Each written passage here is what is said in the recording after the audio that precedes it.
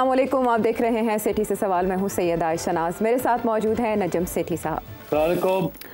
पाकिस्तान तहरीक इंसाफ की पॉलिटिक्स में जहाँ पहले बहुत से अभाम थे, अब एक और अभाम ये पैदा हुआ कि इमरान खान साहब के साहबजादे एक्टिव होने की खबर अलीमा खानम साहिबा की ज़ुबानी हमें सुनाई दी और उन्होंने कहा कि वो वालिद के लिए तहरीक चलाने के लिए पाकिस्तान आएंगे। लेकिन उसके बाद ये इल्म हुआ कि वो पहले अमेरिका जाएंगे और उसके बाद वो पाकिस्तान आएंगे।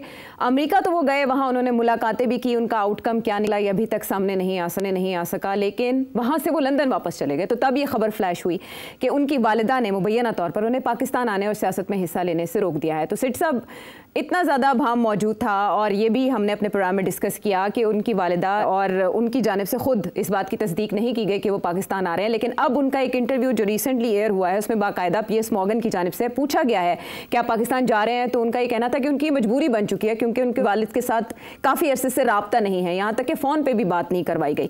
फिर मीनवाइल ये हुआ, हमने ये खबर आज हमें पता चली जब तोशाखाना 2 केस में इमरान खान साहब आए अपनी अहलिया के साथ वहाँ पेश होने, उनसे सवाल जवाब किए, तो सोर्सेज ने ये बताया, जो वहाँ मौजूद रिपोर्टर्स ने रिपोर्ट किया है कि तकरीबन 1 से 1.5 घंटा उनके साहबजादों से बात करवा दी गई है। इसके अलावा भी बहुत से उनके इंटरव्यू या बातचीत के मुंतजात हैं, उनके बारे में मैं आपसे सवाल करूंगी। लेकिन वापस आते हैं कासिम और सुलेमान की एंट्री की जानिब।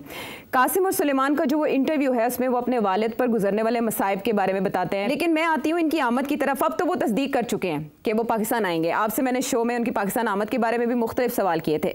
जहां अभाम नाइकॉप और वीज़े के हवाले से मौजूद है, वो उनके पाकिस्तान आने और यहाँ पर मसरूफियात के हवाले से भी है। मैंने आपसे ये जानना है कि अब वो तो आ रहे हैं, पहले हुकूमत पाकिस्तान के हमने मुतज़ाद बयानात देखे, लेकिन अब क्लैरिटी आ चुकी है कि उन्हें आने से नहीं रोका जाएगा। तो हुकूमत आपके ख्याल में क्या करेगी उनकी आमद पर? आयशा, मुझे नहीं पता, अगर उन्होंने वीज़े के लिए अप्लाई किया है तो अगले हफ्ते तक वीज़ा मिल जाना चाहिए, तो फिर वो आ जाएंगे। और अगर वीज़े में ताख़ीर होती है, देर होती है, नहीं देते उनको, तो फिर आप समझ ही जाएं कि हुकूमत का मौक़िफ़ क्या है। जो मुझे नज़र आ रहा है, जो मैं सुन रहा हूँ, please correct me if I am wrong, कि वो कह रहे हैं जी कि अगर इनके पास नाइकॉप के कार्ड है तो इनको वीज़े की क्या ज़रूरत है। कोई कह रहा है नाइकॉप का कार्ड इनका गुम गया है, कोई कह रहा है कि वो एक्सपायर हो गया है, so on and so अच्छा, मैं आपको बताती हूँ, वो जैसे गेन सलीमुल्लाह से कलीमुल्लाह एक मुहावरा है, उस तरह से ये सिचुएशन यूँ चली कि अलीमा खानम साहिबा ने पहले ये बयान दिया कि उन्होंने वहाँ एम्बेसी में वीज़ा के लिए अप्लाई किया है, लेकिन वो पाकिस्तान में इंटीरियर मिनिस्ट्री से अप्रूवल के मुंतज़िर है, जिस पर इंटीरियर मिनिस्ट्री ने कहा कि इससे हमारा लेना देना नहीं है। उसके बाद ये पता चला अलीमा खानम से कि उनके पास तो बाकायदा टोकन नंबर भी है दरखास्तों के, कि एक का नाइकॉप एक्सपायर है और दूसरी दरखास्त वीज़े के हसूल के लिए दी गई है। इमरान खान साहब से भी जो आज ज़राए बता रहे हैं बात हुई, तो उन्होंने कहा कि साहबजादों से गुफ्तगू में मुझे पता चला फ़ोन पर कि उनके नाइकॉप एक्सपायर हो गए हैं। तो ऐसी सूरत में क्या होगा उनकी पाकिस्तान आमद का? देखिए, मैंने वही तो कह रहा था ना कि ये सारी कंफ्यूजन चल रही है, तो वीज़ा दे दें उनको, खत्म वही बात। नाइकॉप है या नहीं है, वीज़ा उन्होंने मांगा अगर तो दे दें वीज़ा और आ जाएंगे वो। तो मसला क्या है? और अगर नहीं देंगे वीज़ा तो इसका ये मतलब है नहीं चाहते कि ये आए, और क्या इशू है इसमें? कोई कंफ्यूजन तो मेरे ज़हन में तो नहीं है।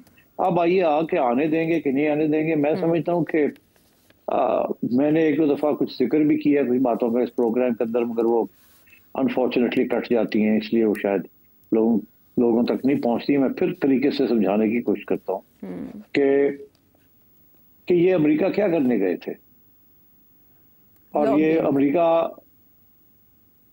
क्या करने गए थे? लॉबिंग कहा जा रहा है, लॉबिंग करने गए थे। अच्छा, तो आके उन्होंने क्या बयान दिया है कि अगर हमारी कोई मदद कर सकता है तो डोनाल्ड ट्रंप कर सकता है।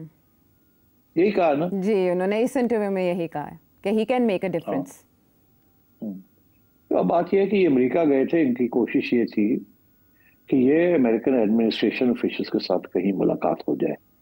लॉबिंग करने ये नहीं गए थे, ये रिमाइंड करने गए थे, प्रेशर डालने गए थे ऑन द अमेरिकन एडमिनिस्ट्रेशन कि कुछ करें। मेरा ख्याल है इन्हें कुछ बात का पता चला था कि शायद डोनाल्ड ट्रंप ने कोई बात की हो, तो ये गए थे वहां उनको रिमाइंड करने के लिए कि जी अब महीना हो गया है, 15-20 दिन हो गए, कुछ करें।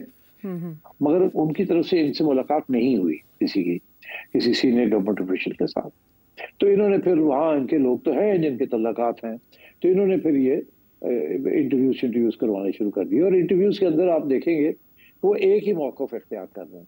एक ये कि जी उनके साथ ज्यादती हो रही है, उनको फेयर ट्रायल नहीं मिल रही, और दूसरा ये है कि ह्यूमन राइट्स उनको सही तरीके से रखा नहीं गया, उनको महरूम कर दिया फलानी चीज से, इतने दिन वो एक सेल में ढके रहते हैं, ये वो वारा वारा वारा, ह्यूमन राइट्स के ऊपर वो ज्यादा जोर डाल रहे हैं। अच्छा, अब और यहाँ भी आके भी जो इन्होंने इंटरव्यूज दिए हैं वो यही है सारा ड्रामा, कि जी वो उनको सही सहूलतें नहीं मिल रही, ज्यादती की जा रही है उनके साथ, और हम चाह रहे हैं कि उनको जाके मिला जाए जी। तो मेरा ख्याल है कि ये आउट ऑफ द ब्लू ये बात नहीं कर रहे हैं, इसके पीछे कुछ हिस्ट्री है, इसके पीछे कुछ निशान है जिसको वो दोहरा रहे हैं।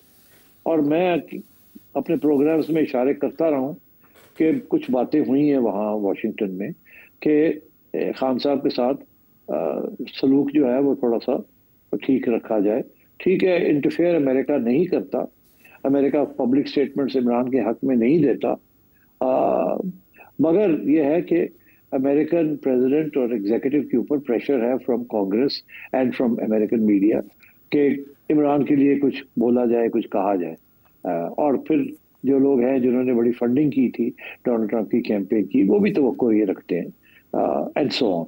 तो मेरा ख्याल है कि क्योंकि उसके ऊपर इतनी पेशकदमी नहीं हुई इन द लास्ट 15-20 डेज, तो ये फिर बच्चों की तरफ से ये इनिशिएटिव लिया गया कि एक दफ़ा जाके रिमाइंड किया जाए कि भाई हम इंतज़ार में बैठे हैं। तो आई थिंक उसके बेसिस के ऊपर अब ये आगे बात बढ़ी है। अब इसमें दो बातें हैं, एक तो ये कि अगर गवर्नमेंट चाहे कि वो आ जाए तो वो आ जाएंगे जी। अगर वो आएंगे और फिर ना मिलने दिया तो मसला बन जाएगा, तो मिलने देगा। अच्छा, अब आज की खबर आप दे रहे हैं कि जी गवर्नमेंट ने खान साहब की बात भी करवा दी अपने बेटों के साथ जी। और सुना कि घंटे की बात हुई है, कोई कहता 90 मिनट की बात हुई, और तुम्हें लंबी चौड़ी बात तो करवा दी है। तो इसका ये मतलब है कि कुछ बात गवर्नमेंट भी किसी जिद पे अड़ी नहीं रहना चाहती, तो उन्होंने भी कोई थोड़ी बहुत रिलैक्सेशन दी है, बिकॉज मेरा ख्याल है कुछ थोड़ा बहुत कहीं ना कहीं से इशारे आए हैं कि यार कुछ थोड़ी बहुत रिलैक्सेशन करो, तो इसलिए ये की गई। अदरवाइज दिल ये नहीं है कि जी जेन्युइनली कोई रिलीफ देनी है इन एनी पॉलिटिकल सेंस। कोई पॉलिटिकल रिलीफ का कोई इम्कान नहीं है। अलबत्ता ये गेम्स चलेंगी और उधर से प्रेशर जो है बच्चों की तरफ से, ह्यूमन राइट्स इश्यूज की तरफ से, मीडिया की तरफ से, ये रहेगा। और मैंने आपसे कहा था कि पीटीआई की कोशिश ये है कि इमरान खान का जो आइटम है उसको टॉप ऑफ द न्यूज रखा जाए, इंटरनेशनल न्यूज में भी उसको अलाइव रखा जाए और डोमेस्टिक न्यूज में भी उसको अलाइव रखा जाए, ताकि आप और मैं हम हर रोज उनकी बात करें, कुछ ना कुछ नई चीज हो जिससे पीटीआई की बात हो, ताकि लोग भूल ना जाएं कि पीटीआई के साथ क्या हो रहा है या इमरान खान के साथ क्या हो रहा है, ताकि वो गेम से आउट ना हो जाए।